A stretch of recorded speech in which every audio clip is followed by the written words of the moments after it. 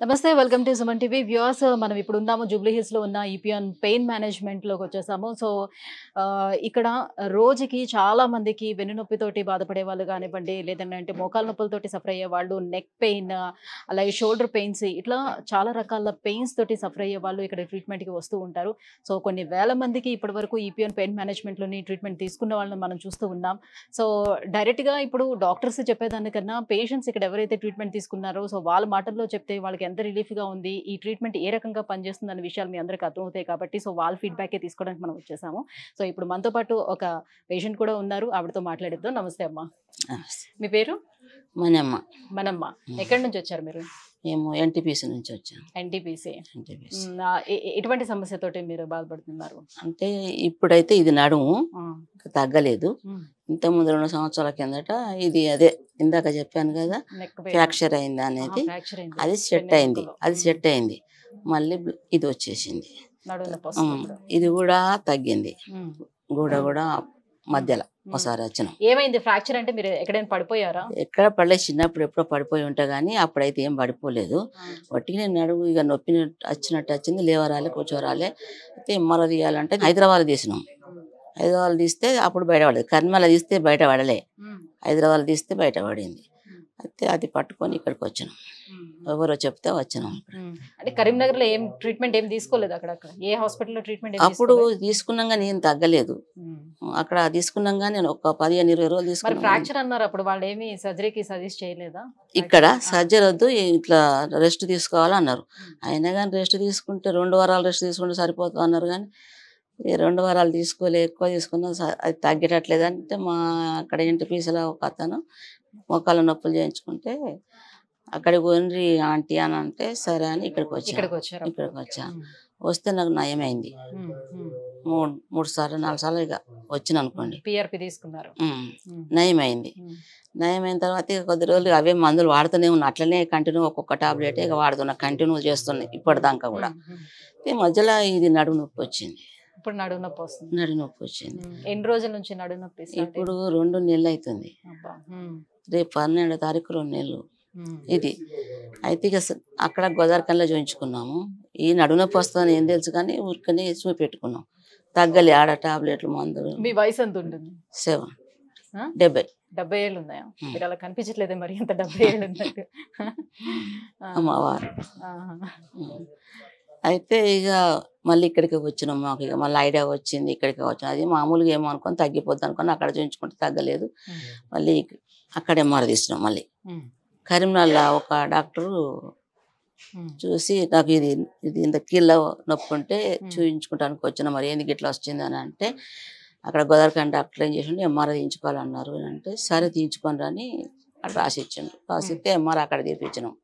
ఏమొచ్చింది ఎంఆర్ఐలో? ఏమొచ్చింది అని అంటే ఏదో ఇప్పుడు దీనికి నడుముకి ఏమీ లేదు, ఇక్కడ ఏదో కొద్దిలా కొద్దిగా ఏదో డ్యామేజ్ వచ్చింది అని అన్నారు. అంటే ఏదో ఇట్లా కొద్దిగా ఈ మేడం తీసుకొని వచ్చినాం, ఎంఆర్ఐ తీసుకొని వచ్చినాం. చూసినారు, ఇంజక్షన్ ఇచ్చిండ్రు ఇప్పుడు ఈ నడుముకు. అదైతే నాకు అయిపోయింది, తగ్గిపోయింది. అది తగ్గిపోయింది, ఇది తగ్గిపోయింది. ఒకటేనా ఇప్పుడు? ఒక ఇంజక్షన్ అయిందా? ఒక సెక్షన్ అయిందా? మొన్న 24వ తారీఖు తీసుకున్నా. 2 అయినట్టున్నాయి. ఇప్పుడు 2 అయినాయి. అంటే ఒకటి ఫస్ట్ ఇచ్చారు, ఇక్కడ ఇచ్చారు. కానీ వారం రోజులకు వచ్చిన నాకు బాగా వస్తుందని మళ్ళీ ఇక్కడ ఇచ్చారు. ఇప్పుడు మళ్ళీ ఇది 24వ తారీఖు వచ్చిన కదా, నాకు తగ్గలేదని మళ్ళీ వచ్చినాయి.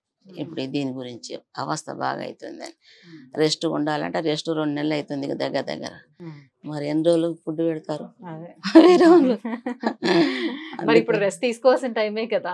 తీసుకుంటున్నాం కానీ ఫుడ్ అని వండుకోవాలి కదా ఇంట్లో. అది వేరే పనులు ఏం చేయ అవసరం లేదు కానీ ఇంట్లో నేను చేసుకోవాలి కదా. అందు గురించి చేసుకోవాలి కదా. మొన్న మేడం ఫోన్ చేస్తే ఏమన్నారంటే మరి తగ్గలేదు మేడం అని అంటే, అప్పుడు 100 mg ఉండే ఫస్ట్ ఇది దీనికి ఎన్నో నొప్పి. అప్పుడు అదే కంటిన్యూ చేస్తున్నా, ఒక్కొక్కటి బంద్ చేయలే అప్పటి నుంచి 2 సంవత్సరాల నుంచి.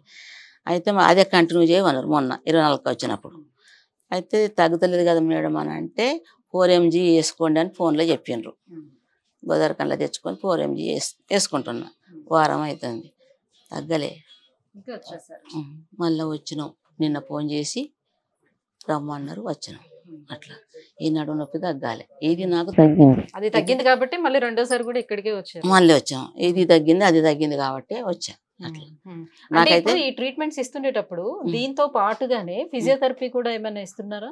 ఇక్కడ అప్పుడప్పుడు ఇస్తుండ్రు, ఫిజియోథెరపీ కూడా చేస్తున్నారు. ఇస్తుండ్రు. ఎక్సర్సైజ్లు ఏమైనా చెప్తున్నారా?